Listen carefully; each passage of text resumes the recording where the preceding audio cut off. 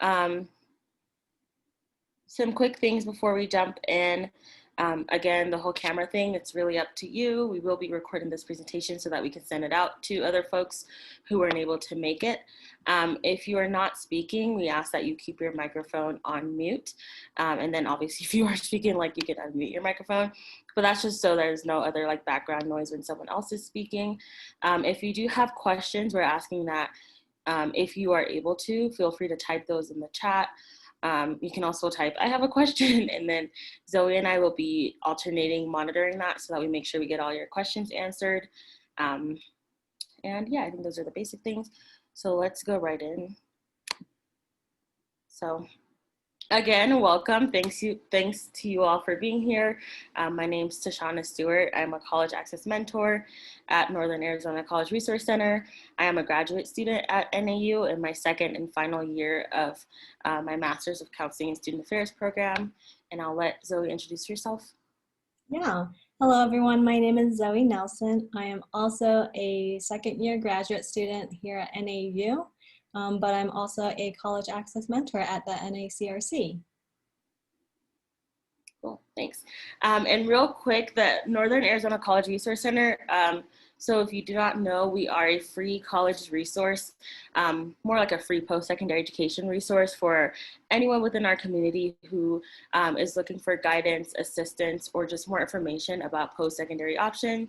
Again, we are a free resource to everyone. We can help anyone out with applying to different schools, whether that's trade schools, universities, colleges. We can help with the financial aid and scholarships process. We can also just start at the basics and help someone figure out like what career path they want to take. So that's kind of who we are and what we do. And then let's continue on in. I have like two chat. I can't tell if it's like questions. Oh, okay, cool. Thanks, Shirley, for confirming that you can hear us. Okay, cool. So this presentation is really just an introduction to different post-secondary education options, and then also helping you all start to think about exploring different career paths. So we wrote some learning outcomes. From this presentation, we hope that you'll learn about these different post-secondary options. We hope that you'll learn different definitions to words and terms related to post-secondary options and post-secondary education. And then we also hope that you'll learn how to explore different options that are out there, and also how to start kind of like getting your feet wet with exploring career options. So we'd like to get some participation before we dive right into the bulk of our information that we have. So if you all could just type in the chat box. We don't have a lot of people, so I feel like it might be okay if someone wants to like talk, if you don't mind, whatever feels most comfortable for you. We're just interested to know what made you interested in attending this session and or thinking about continuing your education. What things do you know, if any, about post-secondary options? And then also, what do you hope to learn from this presentation?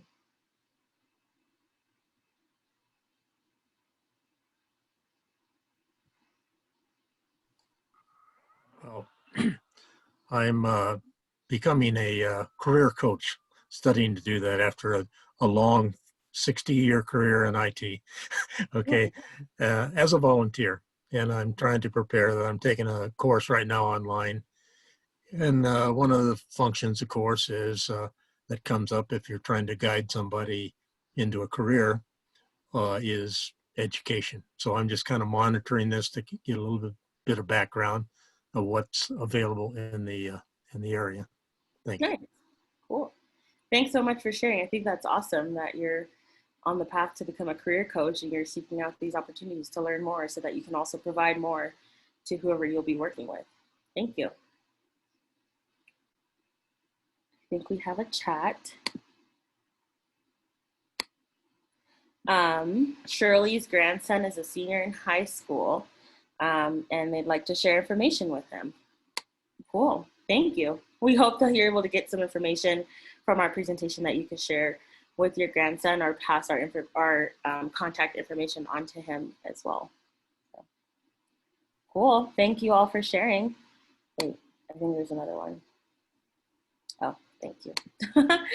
Cool. So our next thing is to talk a little bit about some definitions. One of the big things when it comes to higher education, post-secondary education, is we use a lot of terms that oftentimes people don't know what they mean. So we wanted to provide you all with some definitions before we go into the rest of the presentation, because these will come up and we kind of want you to have an idea of what they are. So the first one is higher education / post-secondary education. You'll kind of see these used interchangeably sometimes. This is why we group them together. So this is typically referring to education beyond high school, especially at a college or university. However, it is not limited to college or university, but those are typically like the more common ones that are associated with the terms higher education or post-secondary education. The next term is college. So a college is an institution of higher education where a student can get a degree or a certificate. And then sometimes the term college is used to talk about a specific unit within a larger education. So within a university, you might have a college of engineering or a college of business. So there's kind of two different ways to talk about that term. And I think we have someone else come in, so welcome, Bill. Thank you. Thanks for joining us. Yeah, it's good to be here. Perfect. You didn't miss too much. We're just getting started. So we're just going over some definitions. So the next definition that we have is university. So university is an institution of the highest learning level where they're able to authorize undergraduate and graduate degrees, which we'll kind of talk a little bit about those differences later. And then the last term we'd like to highlight is degree, which is a form of reward, for successfully completing a program at a 2-year or a 4-year institution. So these are things like an associate's degree, a bachelor's degree, etc. Any questions about these?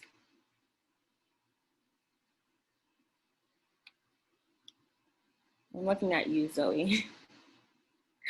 Sometimes the chat thing pops up for me, sometimes it doesn't, so cool. We'll just keep on going then. Mm-hmm.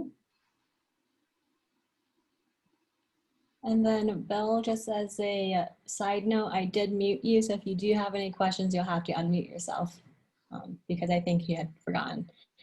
But moving on to part of the just why and like the benefits of higher education or like continuing education. And we're going to talk about 3 different topics: the projection, which is like the money and outcome, academic and social experience that folks will hopefully get when they attend, pursue their education, and then just having some career opportunities.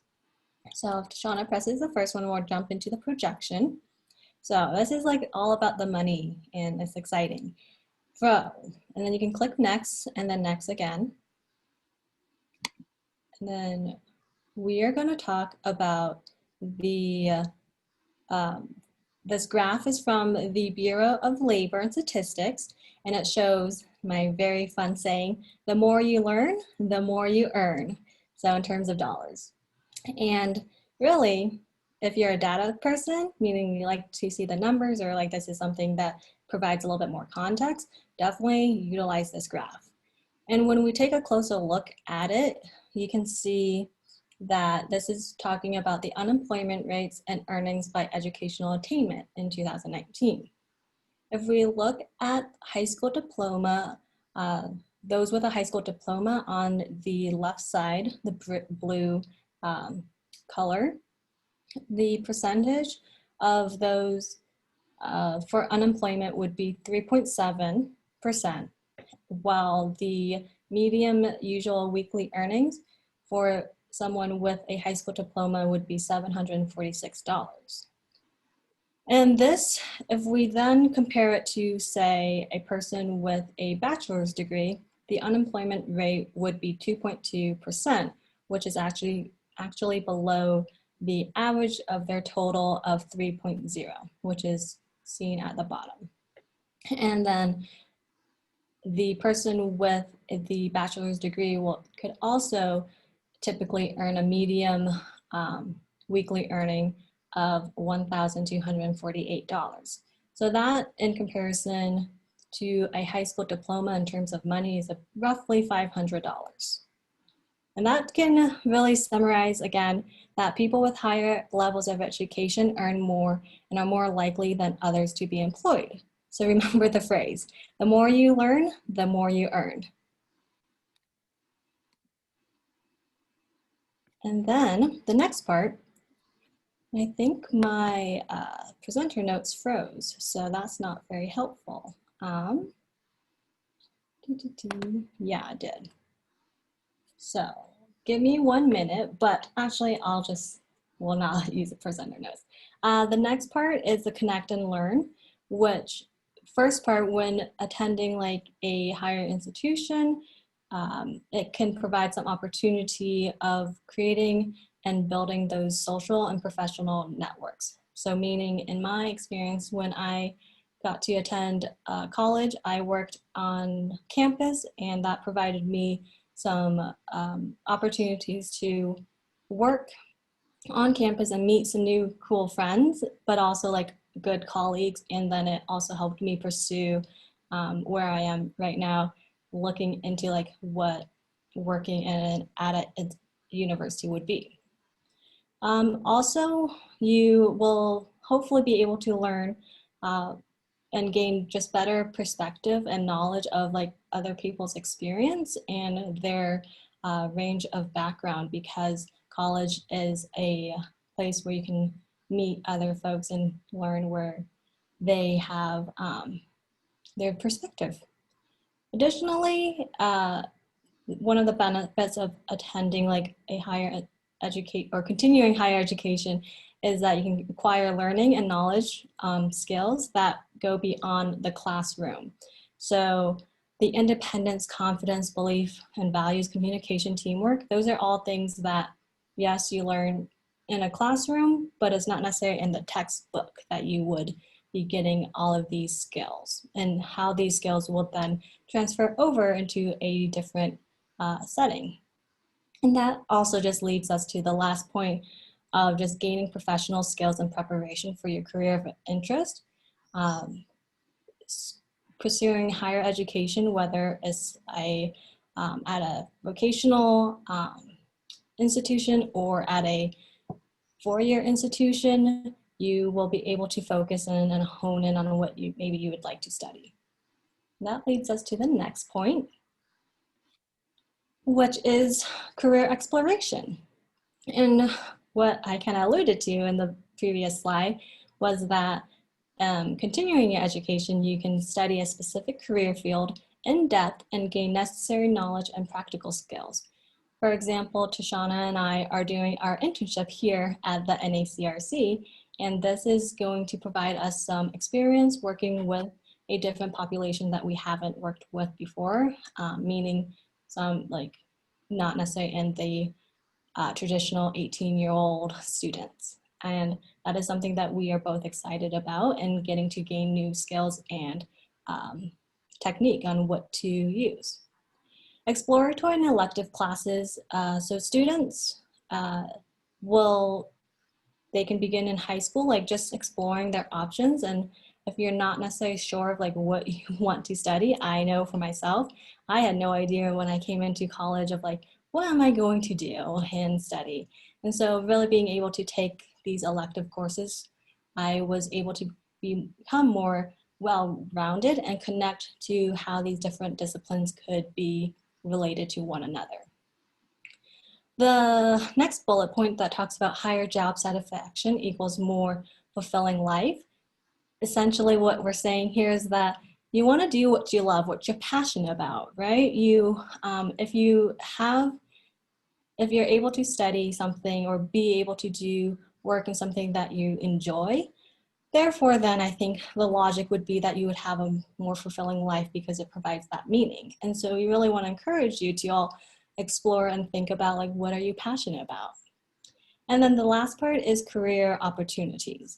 And essentially with a continuing higher education, you'll be able to build on those networks and skills and professional connections you've made, and see what other opportunities you can be provided. Any questions or more clarification? Just a comment. You hit the nail right on the head. One of the most important decisions a person can make is to getting into the right career of something they like, because you can do 100 hours a week and it's fun. If you get something you don't like, you get trapped in that job. It's just a job, and that I can't say more about that. But thank you. That's right on. Thank you. Yeah, and I think it takes some time and might take some trial and error to figure out what works best for you. And I think that's okay as well. Thank you. So thanks, Zoe, for talking a little bit about the why behind higher education and kind of like the importance, and then the outcomes a little bit. Now we're going to move into talking about the different types of schools. Please understand that this isn't super in-depth. We're just trying to provide a general idea of the different options that are out there, but we'd be more than willing to go into these in-depth in a private one-on-one appointment with any of our mentors. So the first one we'd like to cover is trade school. So trade school is a form of post-secondary education option or continuing education.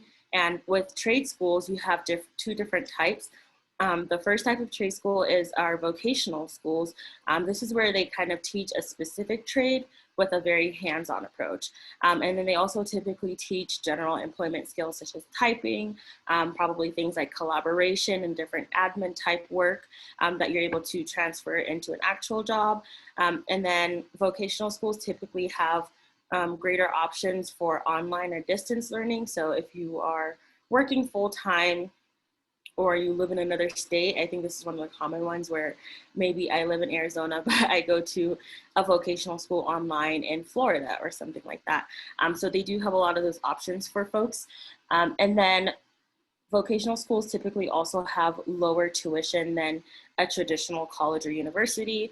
And then the time that it takes to complete a vocational school program typically ranges from a few weeks or a few months to a few years. Again, this will be fully dependent on the program that you would be enrolling in, and that will take some research to kind of figure out what that would look like for you. And then some examples of vocational schools are around things like construction, agriculture, and health.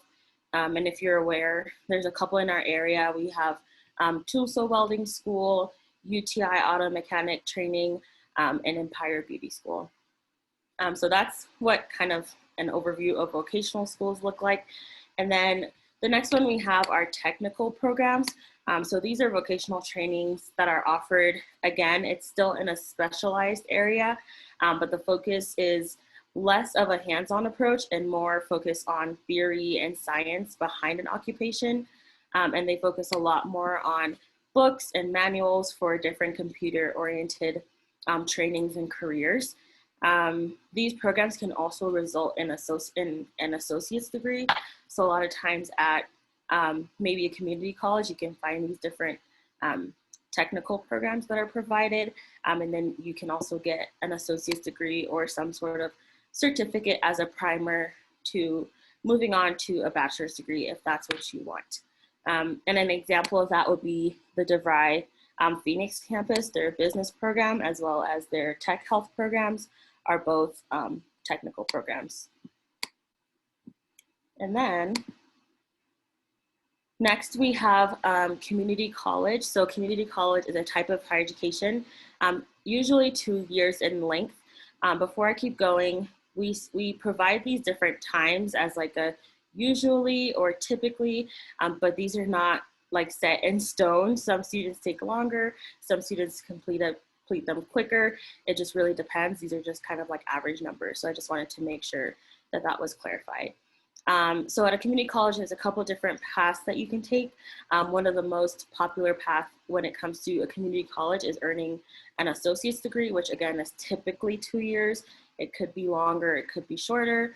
And I think Zoe showed a really perfect explanation of that earlier where, you know, an associate's degree is like right up from like a certificate or a high school diploma.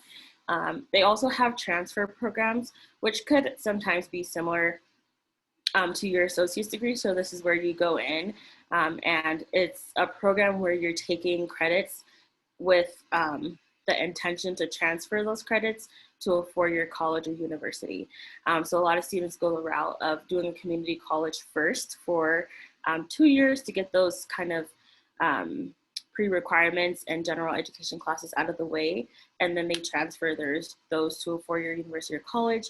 If this is the path you're taking, you want to make sure that you're speaking with an advisor to make sure the class that you're taking will be transferable to the university that you're interested in going to. And then the other one is a certificate. So students can earn a variety of different certificates, like I mentioned before, maybe within a vocational field.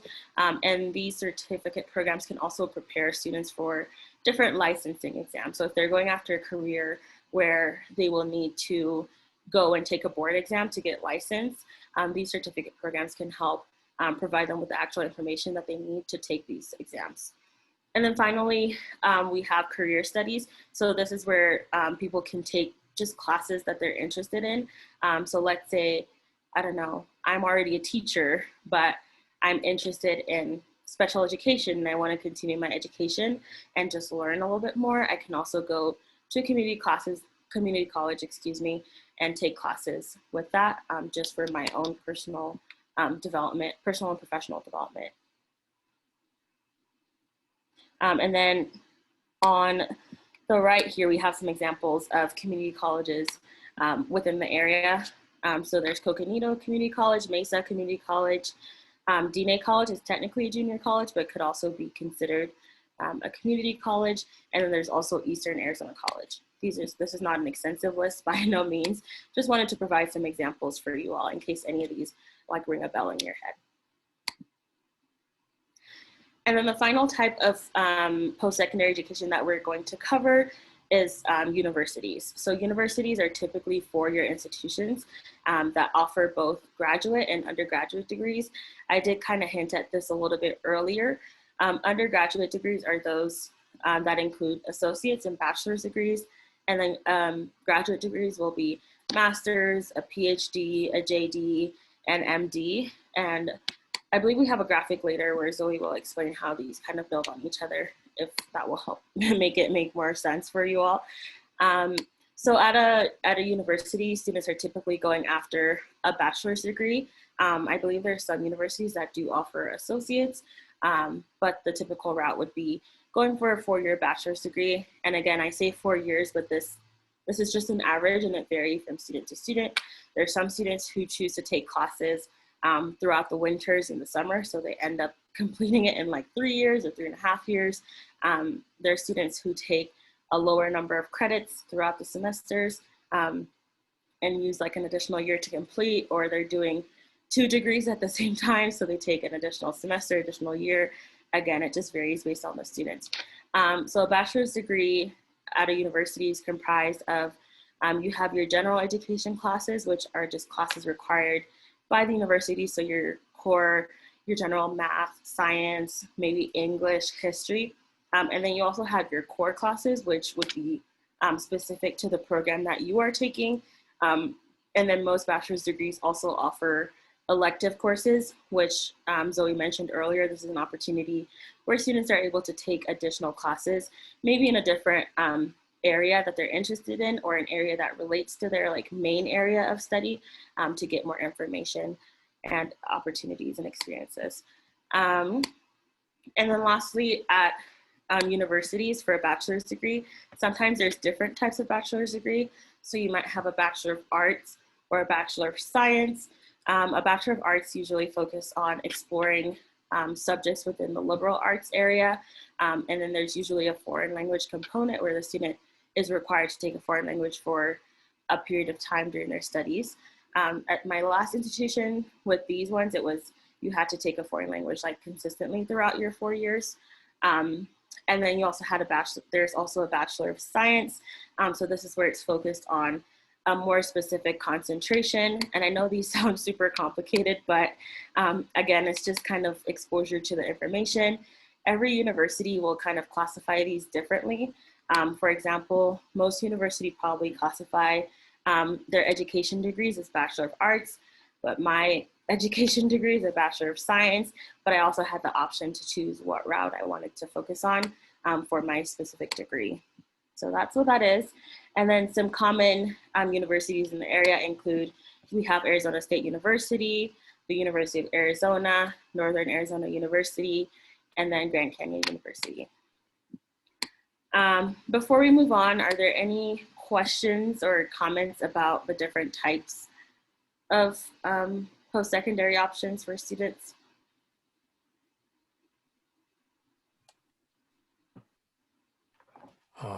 Well, depending upon who you're presenting this to, and mainly it's probably young people. These are fine, but there is like University of Phoenix, for people that are already employed and want to get a degree and so forth. I went that route myself, Right. and it's very good because they have one thing where their instructors are actually have to be employed in the area they're teaching, which really brings the academia and practicality together. And I think that really works well. Well, thank you for sharing that.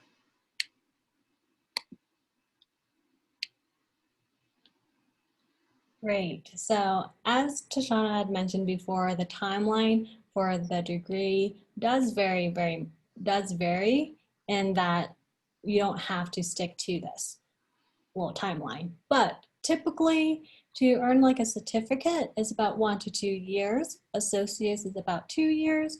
Bachelor's is approximately 4 years to complete. A master's is 2 years, and a PhD will vary in that it'll be about 8 years. And really what to understand is that these types of degrees will build upon each other, and that you can't just jump to a PhD like right out of high school. You would need to build up to like go to a bachelor's, and then some programs might need the master's degree, some programs for a PhD might not need a master's. So that will depend on the program itself. But just to be clear that you can't always just be like, I'm gonna be a medical doctor, and then realize it would take about 8 years, including having to have a bachelor. So that'd be like 8 plus the 4. And we can do a visual representation if the number timeline wasn't as helpful. And basically, you can also schedule an appointment with us, you or your student, and we will definitely talk about this more so. But really, this nice little flow chart describes the basic foundation of like you having a high school diploma, and then you can either jump to the vocational technical trade school certificate, or you could go to the pathway of an associate's degree, your AA. And then after your AA, you can transfer to earn your bachelor's. And to note, you can let's just say it'd take about 2 years to get your associate's degree. And then for your bachelor's degree, since you've transferred some of those credits over, it won't then have to be 6 years. It would actually you could still earn your bachelor's. You could earn your bachelor's in 2 years if you've had the associate's degree prior. And then for your high school diploma, you could also just go straight from high school to a university or college and earn that bachelor's degree. And then basically, though, what I had mentioned before of like you can't necessarily jump from a high school diploma to a PhD, your doctorate of philosophy, you would need a little bit of prior education. Cool. Thanks. And I guess just for an example, for myself personally, I did high school and then I went straight into my bachelor's degree and then 2 masters. I believe that's also what Zoe did, if I'm not mistaken. Okay, cool. Yeah. I think also just emphasizing that there is no right way. It's just whatever works for you. And then like what career you're personally after. So I think that's a perfect segue into our next part, which I'll talk a little bit more about career exploration. One of the things to note is that, yes, this idea of post-secondary education is great, but really you should start by figuring out what career you are interested in, like maybe what you're passionate about, what is something in the world you want to change and how would you go about doing that? And then once you decide that, letting that determine how much education you will need. I know there's some people who go in to higher education, they're just like, it's not for me because they didn't really think about why they were going. They just wanted to go just to go. But it's really helpful if you start with defining maybe what career you want to do and then seeing maybe what education that career requires. So these are just a few questions if you are in that area of thinking about what career you want to do, which we highly, highly recommend. Just thinking about what things or topics are of interest to you. Like Zoe mentioned earlier, what things are you passionate about? Like, what do you care about? I personally cared a lot about working with people, specifically working with students. So that kind of led me, I started off wanting to teach elementary education, and then I did human development.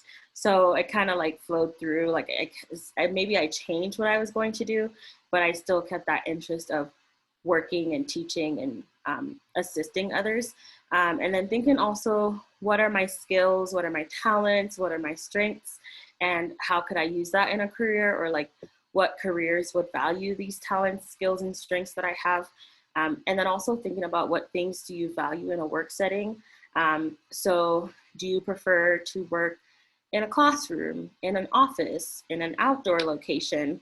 These are really, really important because, again, I think Zoe mentioned it earlier perfectly where she said, you want to make sure you're loving what you do or else you're probably going to be miserable, and who wants that? So thinking about the things that you value in a work setting is also really important.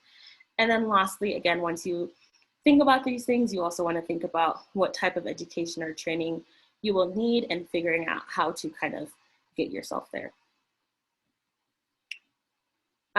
So we wanted to share a really cool resource to help you figure out career ideas. This on the picture is the Own It Interest Profiler, and Zoe will go ahead and post the link in the chat. There's a website called mynextmove.com. Super, super helpful, and I'll show you an example. So this is a really cool website to use. Let's say you have no idea where to start, and this is a specific example, but let's say you have no idea where to start. This is a great resource to go on. They have a little interest survey quiz type thing where you or a student can kind of go through, select the things that you're interested in, and then it'll provide you with different career options that you could consider. And then if you're like, oh, it gave me this financial examiner thing and I have no idea what that means, well, they'll tell you what it is. So on this page, I did this just as an example so we can put a picture in here. So this career was a financial examiner. They have a really cool, a brief video that kind of talks to you about what this career does. It explains it right here. It tells you specific things that you would do on the job. It shows you the different knowledge, skills, and abilities that are used within this job. So you can say, oh, problem solving. Oh my gosh, I think I'm good at that. Maybe that would be a good career path. So this is a really cool and helpful website. And then also it tells you more information about the education that is required, and that's what we talked about earlier. So see how we started with the career of interest and then looked into it. So for this one, it says a bachelor's degree is usually needed. And then they also have links on here where you can find the training, find schools, find maybe certifications if that's what's required or if that's helpful. I think this is also another good resource on here where they provide you information about the job outlook with a national average of how much a person in this career makes, if that's something that's really important to you. And then you can also click on it to see the local salary information for maybe the state or city that you live in. And there's also a button for you to find jobs, which I think is so, so cool. So again, this is a really cool resource. This is something that we're more than willing to go over and explore with you all in a mentor appointment with any one of our mentors as well. And I had also mentioned it is a free website. Yes, free, free, free. We like free. Okay, cool. So we would encourage you all to start now. Literally start thinking about what it is that you want to do, what careers might sound interested to you.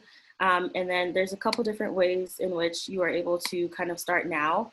We want to encourage you all to reach out to folks who are in a position that you're interested in. So let's say, I don't know, you're interested in being, I should have thought of an example leading with this, I don't know, an entrepreneur.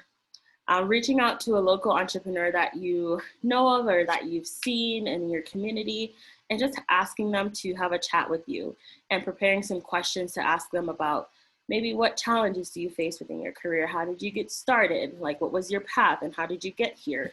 That can also help you be exposed to what they're doing, maybe what their daily life is like, having this career or job. And then also making sure that you can also find shadowing opportunities or volunteer opportunities to work with them and really get firsthand experience of what they're doing. And then we also recommend just doing simple searches, looking up information about a career that you've thought of. The ONET website is a really good resource like we just showed you. That's a great place to start. Personally, for me, when I was an undergrad, I wasn't sure if I wanted to do student affairs or doing social work. So one of the things I did was a school social work. On that one, I looked up YouTube videos, and there were people who just kind of like vlogged their lives, as obviously didn't show like confidential stuff, but they just kind of told us like the challenges or what their experiences have been like. And that was super helpful for me in determining what I wanted to do. So please, please, please start now and get that underway. Were there any questions about career exploration?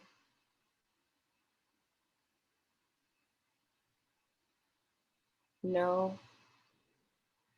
Can't see the chat again. It went away. I'm looking in the chat, and as of right now, there is not anything.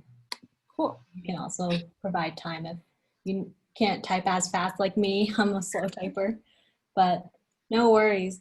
So we're wrapping up our presentation and / workshop, but if you have any questions, comments, or concerns, please contact us.